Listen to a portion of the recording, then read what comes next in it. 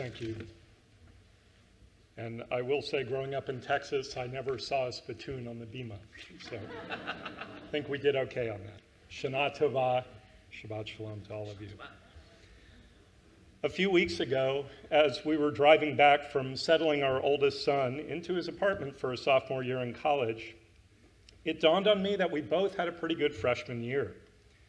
During the first year of my presidency, among other things, we celebrated Rabbi Axler's 10th anniversary of leadership, finally completed our beautiful building expansion, improved our website, engaged in a search process that led Rabbi Weiss to join our clergy, and continued to see tremendous growth in both our membership and religious school and preschool programs.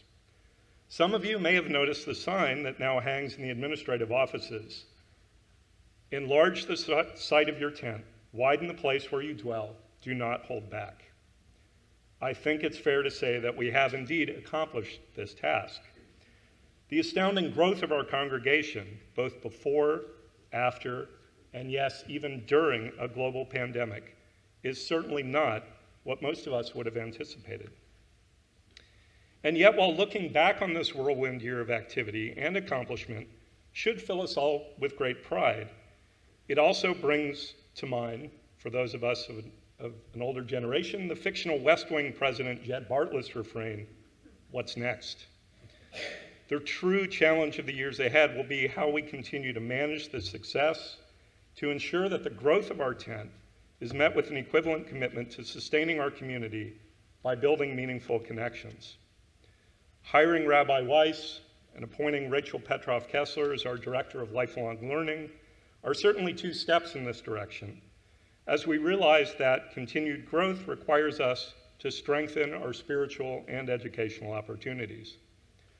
But even apart from this, we need to ensure that our community remains connected to one another, while also realizing that a congregation of almost 700 member families challenges our collective ability to connect every face with a name. If you think about your high school, your college, perhaps even your workplace, it's likely that you only know a fraction of all the people there, and not all of us are blessed with a photographic memory or the ability to recognize someone in a room full of people.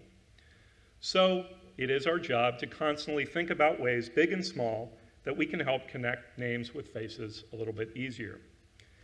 In a small step toward helping us to make that initial connection, later this fall, we will be providing each member with a personalized name badge.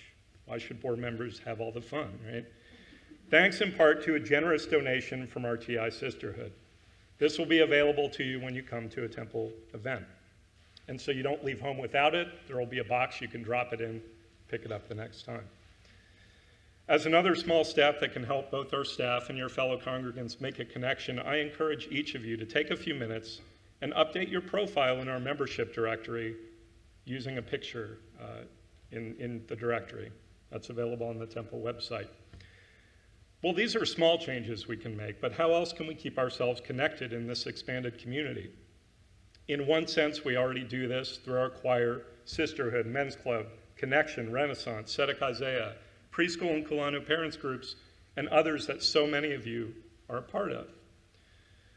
While our What's Happening weekly emails and social media posts are chock full of information, we need to realize there really is no substitute for actual conversations, the opportunity to connect one-on-one or in small groups to both build and maintain our sense of community. A little personal history here. The first time that I attended a men's club brunch was because I received a direct call from a member who invited me to attend. I figured if I was going to attend the occasional service or event, maybe it would help to know a few people. And if you're wondering how I ended up standing on the bima today, you can thank our past president, Larry Gordon, for reaching out to me directly at one of those brunches to discuss board service. It's entirely possible Larry regrets that decision today, but I will tell you at the time that making the personal connection made all the difference in my willingness to try something that I never otherwise would have considered. So let's talk about the opportunities for personal connections for a minute. Every Friday night, we have a wonderful moment, a brief moment, where we're encouraged to turn to a nearby congregant to wish them a Shabbat Shalom, especially someone that you don't know. We have our Modim moments, where individuals share moments of personal gratitude.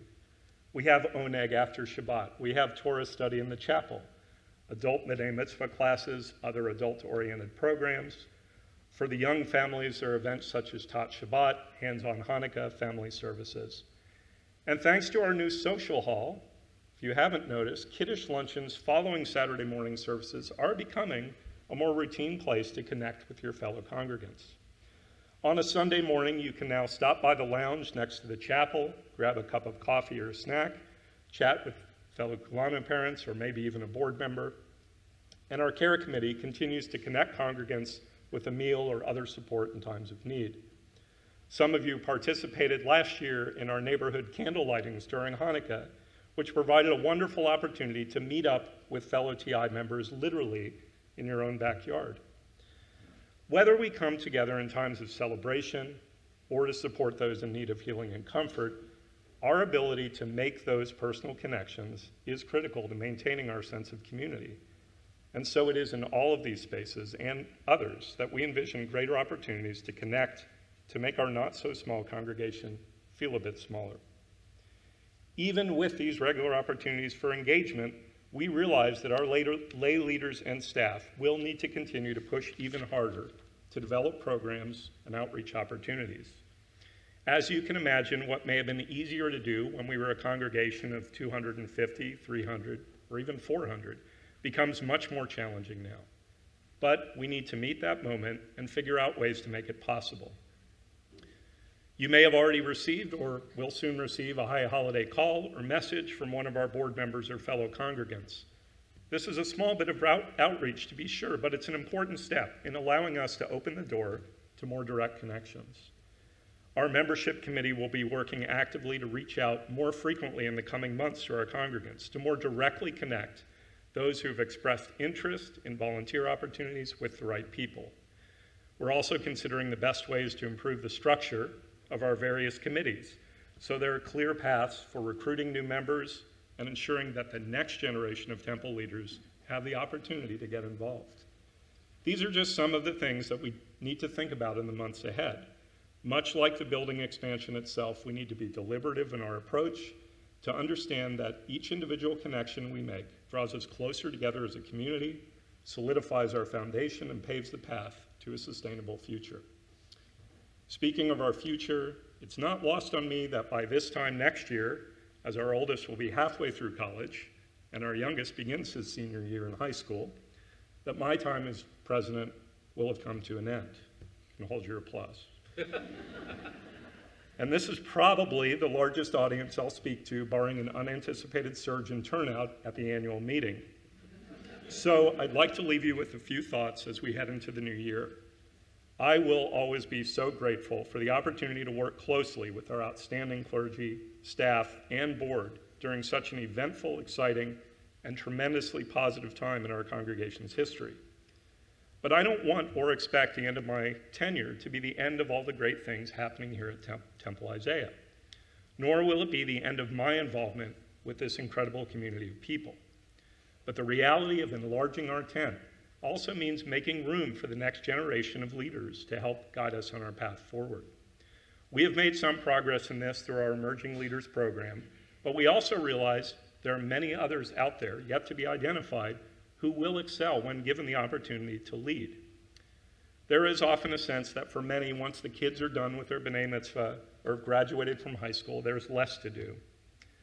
I am heartened by the fact that our current next door class consists of nearly 50 students, and that there are nearly 40 post-B'nai Mitzvah students serving as Kulonu Madrachim.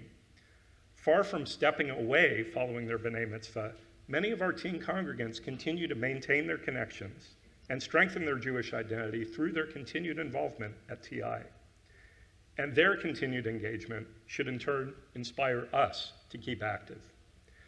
Indeed, as my own experience has taught me, the post-B'nai Mitzvah or empty nest years are actually a great opportunity to consider expanding your role in synagogue life.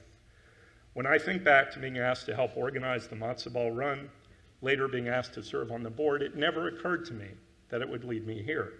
I certainly had enough going on in my life to keep me busy, and the easiest thing in the world would be to let somebody else step in. Yet I felt connected enough to this community to know that if I could help make any difference, it was worth the time and the effort. While our fantastic clergy and staff are always working to make so many things happen, we know that our community is strongest when we all contribute. So in the year ahead, we ask each of you to think about how you can keep yourselves connected, attending services with a group of friends, volunteering at an event or two, dropping by for a bagel brunch, having a cup of coffee in the lounge, even writing an article for our Prophet newsletter. These are all ways in which we introduce and reintroduce ourselves to each other. In so doing, we make a larger congregation feel that much closer. In a post-pandemic world where many still struggle to find meaningful connections, we've built a true community based on our Jewish values that can stand for many more decades. The congregation has a bright, wonderful future ahead, but it depends now, more than ever, on a shared commitment from both our leadership and each of you to help get us there. My wish for each and every one of you is a Shana Tova Metuka.